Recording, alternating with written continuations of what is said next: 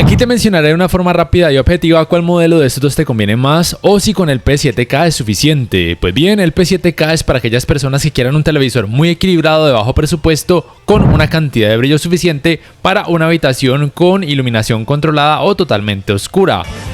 Es para alguien que necesite compatibilidad con la tecnología de alto rango dinámico Dolby Vision y que quiera un televisor con una buena calibración de fábrica en cuanto a colores y por supuesto resultados vivos gracias a su tecnología Quantum Dots.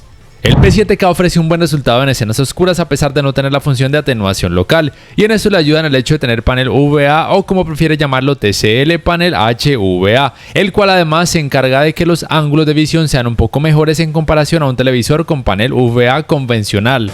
Tiene un buen manejo del movimiento reduciendo de forma considerable el efecto judder o de vibración y su escalado de imagen es muy decente.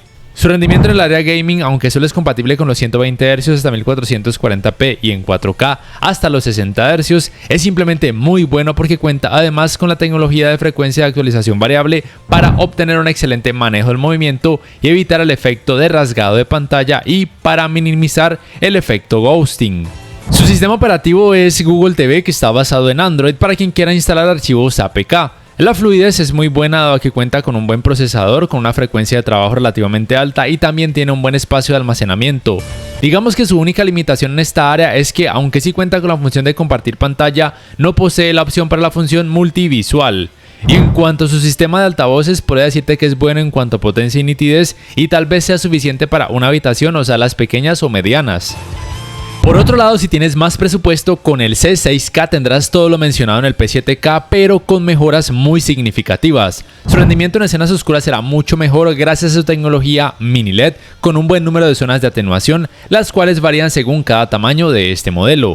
Tiene una muy alta cantidad de brillo para proveerte una mejor experiencia de alto rango dinámico y también te ayuda a contrarrestar mejor los reflejos.